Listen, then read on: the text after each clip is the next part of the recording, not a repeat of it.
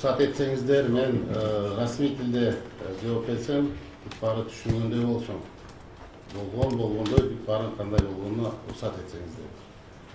Сондықтан биринчиден, уважаемые журналисты, хотелось бы вас довести до вашего сведения. На сегодняшний день я могу уже раскрыть много той оперативной информации, которая была у нас до этого в отношении Атамбаева, в отношении его провокационных действий. Мы все прекрасно знаем, уважаемые коллеги, уважаемые друзья, в связи с чем, как это проводилось и для чего. То есть его действия, когда игнорирование, законные требования, приход в органы МВД в качестве свидетеля на допрос, как это цинично было игнорировано. Далее, тогда, когда даже пришел замминистра МВД Канеметов, он даже не запустил его домой с начальником следственного управления, чтобы переговорить, дать там же ответ. То есть следующее действие, он реально, сейчас я дам вам оперативную информацию, рассчитывал на то, что следующий шаг должен быть принудительный привод. Принудительный привод. Почему он держал у себя в своем окружении женщин, детей, стариков, оплачивал больше это, от 1000 до 3000 сомов каждому оплачивал. Это было для того сделано, чтобы когда придет милиция, естественно, будет столкновение. И те камни, которые разбросаны были специально у ворот, сверху покрытые травой, это первое к тому убеждение. Ему нужна была кровь. Кровь ему нужна была для того, чтобы совершить госпереворот, уважаемые друзья. И открыто это официально заявляет. Умысел его. Поэтому было принято решение оптимально в рамках закона провести его принудительный привод. Данное постановление было поручено нам, Госкомитету национальной безопасности, по закону. Я это поручил органу дознания, оперативному подразделению. Но после того, как доложили мне, что данный человек просто отдаваться не будет, будет совершены ряд насильственных действий, избивание сотрудников, возможно, камнями, применение огнестрельного оружия, он несколько раз сам заявлял об этом. Было принято решение. Многие говорят, что спецназ Альфа не должна была привлекаться. По положению, уважаемые друзья, да, мы ее принимаем, это антитеррористический, специально созданные, высококвалифицированные специалисты своего назначения. Но вместе с тем, в положении, я открыто вам заявляю, есть и другие пункты, когда мы используем спецназ. Когда оперработнику при проведении оперативно-розыскных мероприятий угрожает угроза. В данном случае пишется мотивированный рапорт, на основании чего я даю задание о прикрытии оперативной группы. В частности, это было сделано при задержании ряда наркодельцов в Волжской области, при задержании организованной преступной группировки, которые насильственным путем хотели забрать денежные средства. В этом плане я тоже дал разрешение, вы прекрасно знаете, это было в Карабалке. Это рядовое действие. Много вопросов, уважаемые коллеги, я прекрасно понимаю, почему именно спецназ Альфа. Еще раз я говорю, и почему количество такое было маленькое. Спецназ Альфа должен был прикрыть, еще раз говорю, это не спецоперация, уважаемые коллеги. Это мероприятие по прикрытию оперативных сотрудников от насильственных действий извне. То есть вы видели, что лежат камни, бросают камни. Они должны были оберечь, сделать коридор, мягко говоря. Я своим простым языком скажу, чтобы все наши уважаемые жители все это поняли. Только для этого, поэтому именно такое малое количество. И то, что данное было принято решение, на сегодняшний день я могу сказать, что было 5 вариантов разработано, 5 вариантов принудительного привода. Один вариант, это вот нынешний, который первый раз мы провели. Он был самый оптимальный, самый реальный, так как любые наши действия, я сегодня открыто хочу сказать, работа спецназа, МВД нашего, сразу же докладывалась в штаб Атамбаева. Потому что бывшие сотрудники и нынешние есть у Сидисбаева, у Исраилова, которые сразу докладывали, получали денежные средства из штаба за это. В случае каких-то даже докладывалось, кто заходит на доклады, кто приходит, какие решения принимаются. В этом случае нужна была внезапность, уважаемые друзья. Очень многие мои бывшие коллеги и так далее говорят, что это как бездарно, без прикрытия. Еще раз я говорю, здесь любые наши действия, поднятие спецназа, сразу за полчаса доходило до штаба Атамбаева. И сразу же до 500 человек окружения собиралось, и в основном собирались дети, женщины, старики. Для чего? Вы это прекрасно понимаете. Ему нужна была кровь. И тогда, обвинив власть, тогда он мог совершить госпереворот. Я официально заявляю его умысел.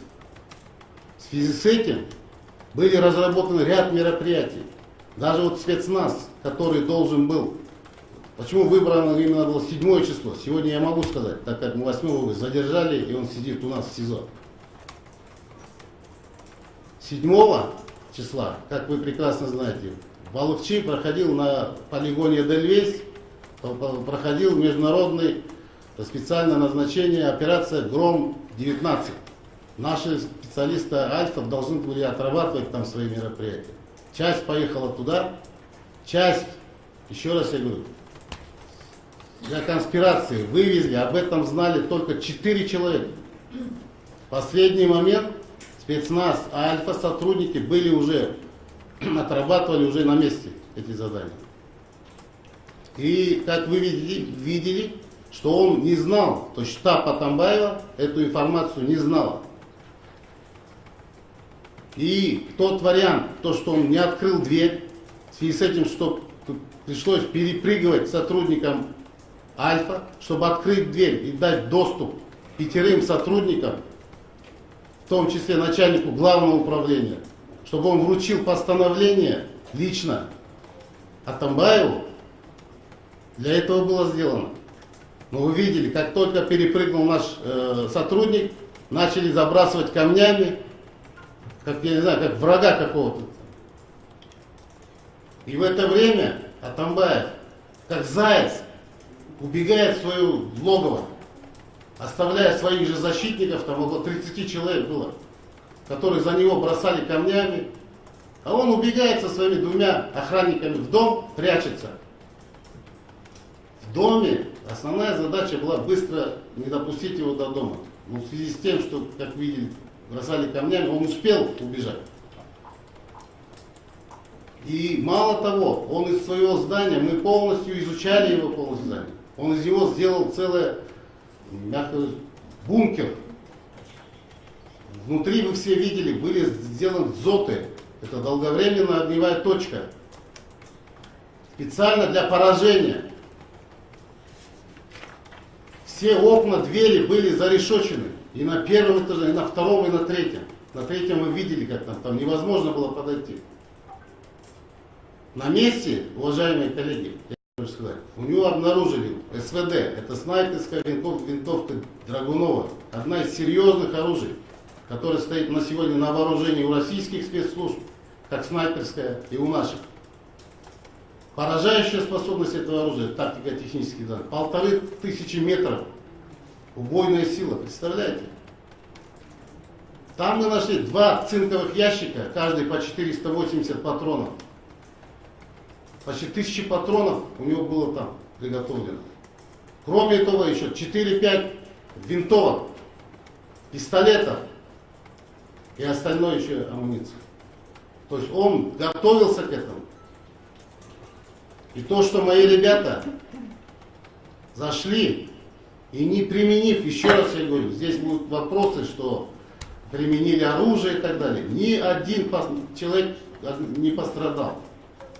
Ни один человек не получил ранения со стороны, я имею в виду, жителей и сторонников Атамбаева. Это мы прекрасно знаем. И когда уже, и не дрогнул мой боевой отряд, и когда уже даже мы снизу уже пошли на подмогу, будем говорить, мы подняли 300 бойцов, МВД 800. Кашкар Астаханович подробно рассказал, какие действия там провели. Я там первых числа был. Когда рядом стоял мой начальник ГУВД, и в этот момент ему по голове за забора, честно говоря, подло кидает камень в голову. Рядом был Розалиев, Курсан Асанов, Талант Исаев. То есть мы шли вперед. У нас забрасывали камнями. Я жалею о том, что я вовремя не успел сохранить своих парней. Потому что они четко отрабатывали. Против нас шли камни, дороги закидывались, деревья ломали специально. Но то, что мои ребята не дрогнули, не отстали и не стреляли, еще раз говорю, мирное население, стояли и выполняли свой долг. Но вы видели, как их избивали, и они, хотя по закону, как Кашкар Астаханович сказал, необходимая оборона, могли применить оружие. Но ни один из них это не сделал. Это героический поступок спецназовцев. Героический поступок. Да, их убивали, да, их стреляли, но ни один из них не сделал выстрел. Выполнили мой приказ. Чтобы не пострадал, самое главное, ни одно гражданское лицо. Эту задачу мы выполнили путем смерти одного из моих сотрудников, самых лучших, будем так говорить. И то, что вот 8 числа, вы прекрасно знаете, эмоциональное выступление Атамбаева, почему оно было эмоциональное, сейчас я на этом остановлюсь, что он стрелял, сам говорит, 6 раз в сторону Альфы, сотрудников, и на основании этого анализа и других свидетельских показаний первичных, я хочу вам заявить, что все, значит, 6 сотрудников, 6 выстрелов, они нашли свое подтверждение. Первое, это Ниязбеков Хусен, замначальника Альфы. У него осталось 4 сына, ребенка, младшему 1,5 годика. 4, да. 3 дочери. 3, да, извиняюсь, 3 дочери. 6 детей у него. А первой жены 2, да. Это вторая супруга. Поэтому давайте я, наверное, отвечу, потом вопросы можно будет, да? Или будем уважать друг друга. Поэтому я хочу конкретно сказать, что из всех моих сотрудников, их было 57, на сегодняшний день я могу сказать, Альфы и 5 оперработников. 3 начальника управления участвовали там. Работали? 3 начальника управления получили, никто не убежал, все стояли до конца. И то, что он когда цинично так сказал, кроме шоколада все они получили, это было жестоко и очень неправильно со стороны Атамбаева. Мы все понимаем, что он это имел в виду. Значит, судебная медицинская экспертиза показала, что Ниязбекову стреляли прямой, прямо в сердце, под бронежилет. То есть выстрел был сделан специально на убой, на поражение, уважаемые друзья, я хочу же сказать. Никакого, мог бы стрельнуть и в ногу, в руку, чтобы предупредить. Нет, именно стрельба именно на поражение, в сердце. Хусен погиб сразу. Далее, я хочу вам зачитать некоторых сотрудников, которые получили огнестрельное именно ранение. Я извиняюсь, я фамилии говорить не буду, они засекречены у нас, я поэтому аббревиатуру, то есть буду говорить инициалы. Старший лейтенант ЖУ, уроженец Нарынской области, получил огнестрельное ранение обеих кистей рук, контузия левого глазного яблока. У него нет 4 фаланг рук, у него вытек глаз на сегодняшний день. То есть этот выстрел шел на уничтожение, вы прекрасно понимаете. Молодой парень, старший лейтенант, майор МБ, уроженец Иссык-Кульской области, Огнестрельная касательная рана левого плеча. Вы представляете, сердце слева, левого плечо. Сотрясение головного мозга в органах ГКМБ с 2013 года. Лейтенант И.Б., уроженец Нарынской области. Огнестрельное ранение грудной клетки. Я хочу особо отметить это. 2014 года. Все идет на поражение. Все выстрелы. Полковник В.А., уроженец Чуйской области. Огнестрельная рана с живота слева. Кроме этого, травма, ушиб предплечья слева. В органах ГКМБ 97 года. Это мой земляк, уроженец из Сокотинского района, один из сильнейших руководителей, начальников управлений, который не раз проводил серьезные операции по уничтожению террористов. И такое самое попадает без оружия, стреляет ему в живот. Подполковник СС, уроженец Бишкек. Огнестрельное ранение подлопаточной области справа. Колото-резаная рана бедренной области слева. В органах ГКМБ 2004 года. Подполковник НА, уроженец Бишкек. Ушиб головного мозга тяжелой степени. Множественные ушибленные раны волосистой головы, части головы. Подполковник СЖ, уроженец Ошской области. Открытый перелом костей кисти. Ну и так далее. То есть это я хотел бы сказать, что именно 5 сотрудников, которые получили вместе с Усеном, который был поражен, значит, выстрелом в сердце, показывает, что это цинично, открыто было убийство. Следствие, естественно, это все будет законодательно все это оформлять, доказывать в правовом поле.